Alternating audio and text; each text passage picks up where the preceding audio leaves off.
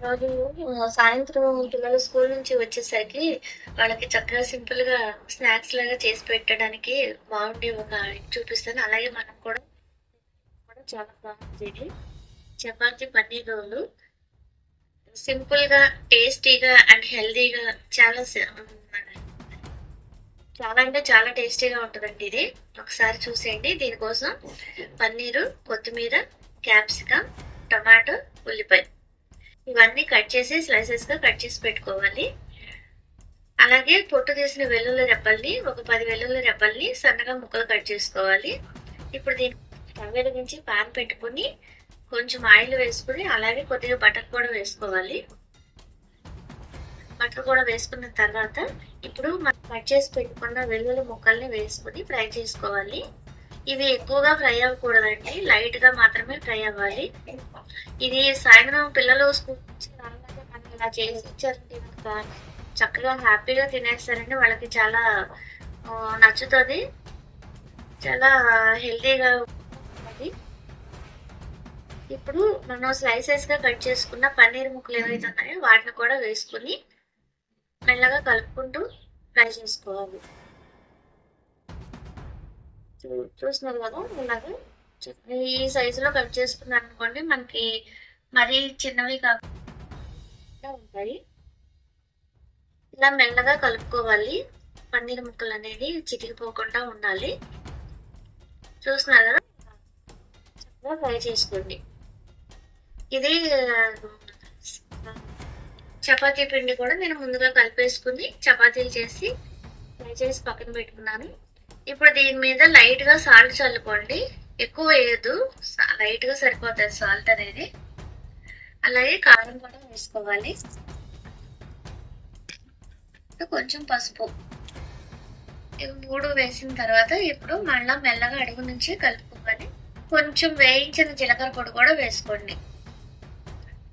ఇంతేనండి, ఇంకా వేరే స్పైసెస్ ఏమి వేయట్లా, ఇవి సరిపోతాయి. చూస్తున్నారు కదా, ఇలా చక్కగా ఫ్రై చేసుకోవాలి. ఉప్పు, కారం, పసుపు వేసాను. అలాగే పన్నీర్ ముక్కలు కదా, కనీసం 5 నిమిషాలు కూడా పట్టదండి ఇలా చేసుకోవడానికి. ఇప్పుడు ఒక 2-3 టేబుల్ స్పూన్స్ అంతా పెరుగు వేసుకోవాలండి.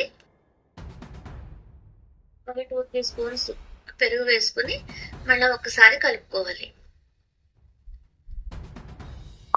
చూస్తున్నారా, ఇలా మెల్లగా కలుపుకోండి.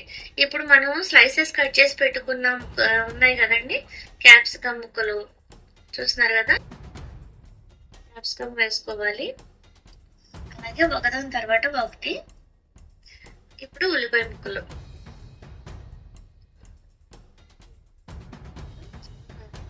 ఇలా కట్ చేసుకుని వేసుకోవాలి. అలాగే టమాటా. అయితే అండి, టమాటాలో లోపల సీడ్స్ ఉంటాయి కదా, పీసెస్ అనేది అంటే అవి ఉన్నాయనుకోండి, ఇదంతా వాటర్ వాటర్ గా అయిపోతుంది ఇదంతాను. అందుకని చెప్పి లోపల ఉన్న సీడ్స్ అనేది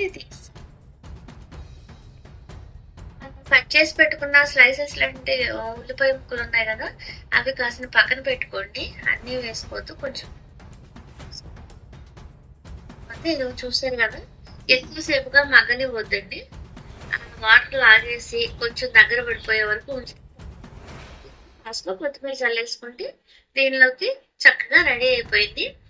ఇప్పుడు మనం కాల్చి పెట్టుకున్న చపాతీలు ఉన్నాయి కదా, ఆ చపాతీలు కొంచెం ఒక 1/4 టీ స్పూన్ అంత మయోనీస్ రాసుకోవాలి. వేసి దీనిలో కొంచెం రెడ్ చిల్లీ సాస్ వేసుకోవాలి. ఈ రెండింటిని దీని మీద చూస్తున్నారు కదా, అలా స్ప్రెడ్ చేయాలి. చేసి చపాతీ అంతా స్ప్రెడ్ చేసుకోవాలి. చాలా సింపుల్ గా అయిపోతుంది, చాలా ఈజీగా ఉంటుంది అండ్ చాలా హెల్తీగా ఉంటుందండి. మనం డిన్నర్ లో కూడా ఇలా చేసుకుని తిన్నామంటే చాలా అలాగే చాలా హెల్తీగా ఉంటుంది. తప్పకుండా ట్రై చేయండి, మీకు నచ్చుతుంది. ఇలా స్ప్రెడ్ చేసేసుకోండి. చేసుకున్న తర్వాత మనం తయారు చేసుకున్న పన్నీరు ముక్కలు ఇవన్నీ వేసుకొని చక్కగా, చూసారు కదా ఎంత వేడిగా వేడిగా ఉందో.